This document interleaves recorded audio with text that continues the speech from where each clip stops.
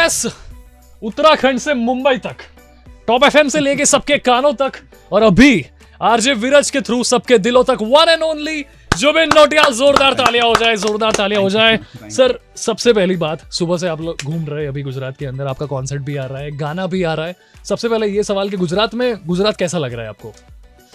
गुजरात घर जैसा लग रहा है मुझे। क्या बात है। गुजरात में लोगों के चेहरों पे भी वही वो बचपना है मुस्कुराहट में, जो मुझे लगता है बहुत सारे बड़े शहरों में खो गई है लोगों के चेहरों से वो मुस्कुराहट। वो गुजरात में भी लोगों के अंदर है, वो पहाड़ की जो मुस्कुराहट होती है, जो मुझे आदत है पहाड़ों में देखने की, तो मुझे घर जैसा फील है। पहाड़ हमारे दिल के बहुत ही नज़दीक है, या आपकी आवाज़ हो या फिर ट्रैवलिंग की कोई भी कंपनी हो, हम लोग जाते ही है। और ऐसा होता है कि देहरादून से ही आप उत्तराखंड के बारे में, तो हमको ऐसा है कि जब भी फेस्टिवल आता है हम लोग बैग वैग पैक करके उधर ही निकल जाते हैं। सो आपको तो पता ही होगा गुजराती, क्योंकि वहाँ पे जितने भी लोग हैं उसमें से 50% लोग घूमने ही आते हैं और वो गुजराती ही होते हैं। हाँ जी, बिल्कुल। नहीं, मेरे को गुजरात के जो लोग हैं, जितने गुजराती लोग हैं, उनसे मेरा बहुत ही एक इंटरेस्टिंग रिलेशन बना अभी रिसेंटली। तो मैं लॉकडाउन में मैंने बहुत सारे गाने निकाले, लॉकडाउन में बहुत हिट्स क्रिएट हुए हमारे। अब लॉकडाउन में तो शोज होते नहीं है, तो उस वक्त यूजुअली क्या होता है, इंडियन आर्टिस्ट जब ब्लो आउट करता है एज अ करियर, तो पहले इंडिया में सब जगह प्ले करता है, फिर विदेश जाता है। बट मैं इंडिया में मुझे मौका नहीं मिला प्ले करने का, मैं सीधा पहले विदेश गया। क्या बात है। और यूएस, यूके, ऐसी 8-10-15 कंट्रीज में हमने जाके कॉन्सर्ट्स प्ले करे। आप मानेंगे नहीं, सबसे ज्यादा जो लिसनर्स मुझे सुनने आए, उसमें सबसे बड़ी तादाद गुजरातियों की थी। और मुझे ऐसा लगा कि यार इतने सारे गुजराती बाहर बसे हैं एंड डूइंग सो वेल, और इतना प्यार हिंदुस्तान के लिए रखते हैं। उसमें से बहुत सारे लोग होंगे जो शायद मुझे जानते भी नहीं होंगे शो से पहले, और वो फिर भी आए क्योंकि हिंदुस्तान से एक आर्टिस्ट आया, कलाकार आया। तो यही बात है जो मुझे लगता है किसी भी उसको भानती है। तो ये एक सिग्नल है आपके लिए। अभी नवरात्रि अभी खत्म हुई है, अगली नवरात्रि आए तब तक एक आध गरबा गा ही लेना फिर। हाँ जी, मतलब मैं, और मैंने तो सुना है कि कॉन्सर्ट में भी आप कुछ गुजराती परफॉर्म करने वाले, वो गुजराती सीख रहा हूँ। एक गाना अच्छे से निभा पाऊँ स्टेज पे, तो क्या बात है, मजा आ जाएगा। तो कुछ उसके लिए कुछ प्रिपेयर किया है, या फिर कौन सा गाना हो सकता है वो? अब गाना जो स्टेज पे गाऊंगा वो तो अभी पता नहीं कौन सा हो सकता है, लेकिन बट मैंने एक फिल्म थी लवरात्रि, लवयात्री, उसमें एक तनिष बागची ने गाना बनाया था, आँख लड़ जावे। हाँ, वो गाना मैंने गाया, लेकिन जब बाद में मुझे पता लगा कि उस गाने के अंदर एक गुजराती फोक है, फोक फैमिली है, मुगल आवे, नवरात रमवा, केवा वेशेमा, यस। तब मुझे समझ में आया कि वो वाओ, तभी इस गाने के अंदर इतना ज्यादा वो एक फोक वाली जो टच है वो है। सो वो शायद गाना तो मैं डेफिनेटली गाऊंगा, बट उसके अलावा भी मैं कुछ कोशिश करूंगा कुछ एक। अभी तक तो बहुत सारे आपके गाने हमने सुने हैं, और I am the big fan of you. अभी इंटरव्यू ले रहा हूँ इसलिए थोड़ा लिमिट में हूँ अभी। सो तुम आए हो जो गाना आने वाला है, उसका टीजर हमने देखा, बहुत से ऐसे कट्स दिख रहे हैं, थड़, फिर आपकी आवाज आ रही है, और ऐसा मतलब मस्त लग रहा है। आपको ऐसा लग रहा है कि 10 सेकंड का ही है, तो वो 15-20 सेकंड का होता तो और मजा आ जाता। तो श्रेया चौधरी के साथ आप पहली बार आपकी केमिस्ट्री दिखने वाली है, तो उस केमिस्ट्री के बारे में कुछ बताइए, क्योंकि ये गाना पूरा लव शव है, और लव में सबसे एक बड़ी चीज होती है, वो होती है केमिस्ट्री। गाना तो यार, ये एक्चुअली गाना है, तुम आए हो तो एक गाना भी है, लेकिन ये एक टाइटल है एल्बम का। उस एल्बम में 6 गाने हैं। ओके। और उसका पहला गाना रिलीज हो रहा है, उस गाने का नाम है ऐसी तेरी यादें। सारे गानों में श्रेया जी साथ में है, और सारे गानों में म्यूजिक रॉकी खन्ना ने और मैंने साथ में करा है। रॉकी खन्ना लिरिसिस्ट हैं, उन्होंने गुंजा कोई जैसे और भी बहुत अच्छे गाने लिखे हैं। हमने एक गाना इससे पहले करा था, हम नवा मेरे, वो हम लोग का साथ में हमने करा था, मैंने और रॉकी खन्ना साथ में करा था। गाने का म्यूजिक प्रोड्यूस करा है बहुत ही एक 14 साल के यंग, जिसे बोलते हैं ना, youngest producer probably of our country शायद। तो प्रोड्यूसर की कम्युनिटी में उनको सचिन तेंदुलकर बोल सकते हैं, क्योंकि आप बिल्कुल बोल सकते हैं उनको सचिन तेंदुलकर। इब्राहिम खन्ना उनका नाम है। Okay. And very talented kid. क्या बात है इब्राहिम यार। जी, amazing, it's beautiful, he is done a good job. And जो फिल्म, तो अगर उन 6 गानों को आप साइड्स एक साथ लगाओगे तो आपको ऐसा लगेगा कि वो फिल्म बन गई, पूरी कहानी है, तो पूरी एक कहानी बन जाती है उसके अंदर। उसके अंदर 3 3 वक्त का प्यार है उसके अंदर। ओके उसमें 1980s का प्यार है और वो म्यूजिकल किस तरह से है, फिर उसमें 2000 में चली जाती है कहानी, फिर Okay. वो प्यार है, फिर 2022 में चली जाती है, क्या वो बात है? प्यार है उसमें। तो क्या मुझे बात लगता है है? बहुत ही, I think fans are in for it. Definitely अब तक हमने सीरीज देखी थी, अब ये म्यूजिकल सीरीज हम लोग देखने वाले हैं इनके साथ। जी। आपने कुछ एरा की बात की, 70s की बात की, 80s की बात की, 90s की बात की, 2000 की बात की, तो 17 और 80s की बात करें तो बॉलीवुड में कई सारे ऐसे दिग्गज सिंगर थे, तो कौन से ऐसे सिंगर है जिनके साथ आप ड्यूएट करना चाहेंगे? देखिए मेरे तो 4 पिलर्स हैं मेरे पूरे म्यूजिक ओके एग्जिस्टेंस के, जिनका संगीत सुनते बड़ा हुआ हूँ, आज भी सुनता हूँ, यस मरते दम तक सुनूंगा। किशोर दा, ओके रफ़ी साहब, लता ताई, ओके नुसरत साहब, ये 4 ऐसे म्यूजिशियंस हैं जिनके लिए जो जिसे बोलते हैं ना, जो संगीत, जिस संगीत में हम पले बड़े हैं, उस संगीत की नींव बनाई है इन्होंने। They are gods for us. So उनके साथ डुएट गाने की हैसियत नहीं है मेरी, बट हाँ ये कुछ ऐसे आर्टिस्ट है जिनको अगर मैं काश सुन पाता, कभी लाइव सुन पाता या देख पाता अपनी आंखों के सामने, तो मुझे लगता है मेरा जीवन तृप्त हो जाता। क्या बात है। पर आपके जीवन का एक जो मेन टर्निंग पॉइंट था वो वही था, रहमान साहब ने आपको बोला था कि 2-3 साल के बाद आप आना, तब आपने कुछ परफॉर्म किया था स्टेज पे, जो गाना था रफ़ी साहब का, I am not wrong, Rafi साहब, तब आपने फोन किया था कि हाँ मैं घर जा रहा हूँ, मम्मी मेरा टाइम आ गया है, बॉम्बे जा रहा हूँ मैं। Is it right? Yes, it's very right, it's very right, Okay. Exactly, very well researched. तो मैंने ये सुना था ने Yes. बहुत इंटरेस्टिंग रोल प्ले करा उस वक्त लाइफ हाँ. में। रहमान साहब ने थोड़ा सा समझाया कि एक मेल सिंगर के लिए सबसे जरूरी उसकी ओरिजिनलिटी होती है, और बॉम्बे एक ऐसा शहर है जहाँ पर ओरिजिनलिटी खो सकती है किसी की बहुत आसानी से, क्योंकि इन्फ्लुएंसेस बहुत सारे होते हैं। तो एक राइट एज होती है उस इन्फ्लुएंस के बीच में आकर के अपनी ओरिजिनलिटी के साथ आगे बढ़ने की। तो वो रहमान साहब ने एक बहुत ही सही टाइम पे दिया। और देखिए सर्कल कितना सुंदर है, सर्कल कैसे कंप्लीट हुआ, क्योंकि रहमान साहब ने मुझे, जब मैं शुरू करा था, प्रॉब्ली मैं 17-18 साल का था, तो रहमान साहब से मुलाकात हुई। आज मुझे 10 साल हो गए इंडस्ट्री में गाना गाते हुए, और आज अभी कुछ हफ्ता 10 दिन पहले रहमान साहब के एक एल्बम में मैंने फर्स्ट टाइम गाना गाया। क्या बात है। पीपा एक फिल्म है, उसमें जज्बात करके एक मैंने गाना गाया।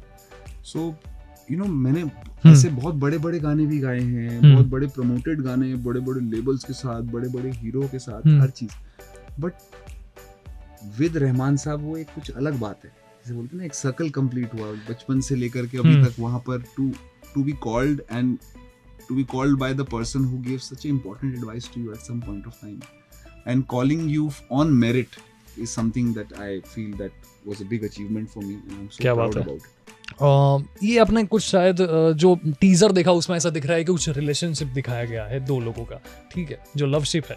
तो रिलेशनशिप जो होता है उसका फेवरेट पार्ट कौन सा है आपका, मतलब फेवरेट फेज कौन सा है? देखिए, before I jump to this question, मैं बताना चाहूंगा कि ये कहानी ना, रिलेशनशिप एक चीज होती है, रिलेशनशिप्स तो आपकी बहुत सारी हो सकती है, बट इश्क ना इंसान को एक ही बार होता है, और दिल भी एक ही बार टूटता है। इसमें क्या है, और जो बार बार टूटता है वो क्या होता है? वो भ्रम होता है, जो भ्रम होता है। ओके, जितने के भी दिल बार बार टूटे वो भाई आपको भ्रम हुए, वो भ्रम है। अगर आपको यहाँ पे दिल टूटा और अभी फिर से आपको इश्क हो गया, तो आपको फिर से भ्रम हो गया किसी चीज का। हमारी जेन ज़ी जो जनरेशन है उसका तो यही है, अभी ये भ्रमित हो रखे हैं। अभी तो कुछ नया आया है कि बैकअप कुछ प्लान कर ले, तुम कुछ रिलेशन में हो तो तुम बैकअप में भी कुछ प्लान कर लो, अगर वो नहीं चल रहा तो तुम उसको एज अ प्लेयर तरीके वो ले सकते हो। मैं फिर भी मानता हूँ कि जब इंसान को, चाहे वो किसी भी वक्त का दौर का हो, जब उसको इश्क होता है तो उसको सब पता लग जाता है कि नहीं, अभी इश्क हुआ है, ये भ्रम नहीं है, दौर नहीं है, ये है, ये इससे ज्यादा सच्चाई और किसी चीज में दिखाई नहीं देती। अब अगर रोमियो जूलियट या हीर रांझा की बात करें, तो अगर रोमियो जूलियट या हीर रांझा मिल जाते, उनकी कहानी मुकम्मल हो जाती, तो शायद हम उन्हें जानते ही नहीं, आज हमें उनका नाम ही नहीं पता होता। पर क्योंकि उनकी कहानी मुकम्मल नहीं हो पाई, इसलिए आज वो हीर रांझा के नाम से जाने जाते हैं, रोमियो जूलियट के नाम से। क्या बात है। तो इश्क का एक ये भी दौर है कि जो इश्क अगर मुकम्मल हो जाता है, तो फिर वो एक अलग किस्म का इश्क हो जाता है। वो वाला इश्क नहीं होता जो आपने शुरू में किया था।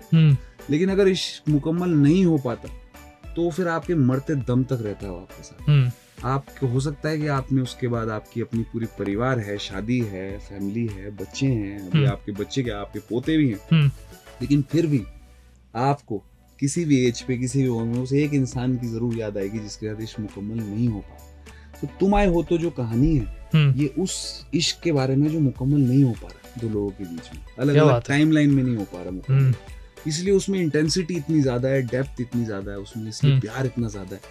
और बाकी तो जो हमारे शादीशुदा जितने भी लोग हैं उनको पता ही जब इश्क मुकम्मल हो जाता है तो फिर वो क्या हो जाता है। पर तो अभी शादी तो नहीं हुई आपकी, बट अभी ये फेज में जा रहे तो फीमेल फैंस के कुछ सवाल हो गए उस पे। मेन ये कि रिलेशनशिप स्टेटस क्या है आपका, कि क्या मतलब मैसेज कर सकते हैं कहीं पे, अवेलेबल कहाँ हो गए आप? रिलेशनशिप स्टेटस तो यार देखिए अभी तो फिलहाल सिंगल हूँ मैं। ओके, सिंगल है देख लेना। सिंगल हूँ मैं, लेकिन थोड़ा दूर रहता हूँ रिलेशनशिप से, क्योंकि किसी को भी अपनी लाइफ में अभी इस तरह से लाना नहीं चाहता जिसको मैं वक्त ना दे पाऊँ, जिसके साथ में कुछ साथ में हम लोग मिलके कुछ बना ना पाए। मतलब एक टाइम साथ में क्या होता है ना, लोग रिलेशनशिप में आ जाते हैं फिर उसके बाद आप अपने काम में लगे हो तो वो आपस में मुकम्मल ही नहीं हो पा रहा कि क्या आप लोग ने साथ में सोचा है आगे के लिए किस तरह से। इसलिए मैं थोड़ा दूर रहता हूँ रिलेशनशिप में, क्योंकि वक्त इतना है मेरा, आधे से ज्यादा वक्त तो आपके साथ चले जाता है, रेडियोस में चले जाता है मेरा सारा वक्त, तो आप सब लोग के साथ चले जाता है। इतना भी नहीं ले रहा मैं टाइम, इतना भी नहीं ले रहा मैं टाइम, ये बहाना हो सकता है शायद, पर इनको सिंगल ही रहना है अभी के लिए, ठीक है तो समझ लो। जब आप इंडस्ट्री में आए थे, जब आपने बॉलीवुड में वो हम गुजराती में वैसे बोलते थे पापा पगली की थी, आपने शुरुआत की थी, जब बच्चा पहले 2 कदम रखता है तो आपने पापा पगली की थी, तो कौन सा हीरो ऐसा था जिसके लिए आपको गाना था, ख्वाहिश थी? देखिए मुझे ऐसा लगता था जब मैं आया था उस वक्त, खैर मैं तो सारे हीरोज के साथ गाना चाहता था, और मैं चाहता आपकी आवाज सूट भी होती है सब पे और सभी के साथ काम करना चाहता था मैं।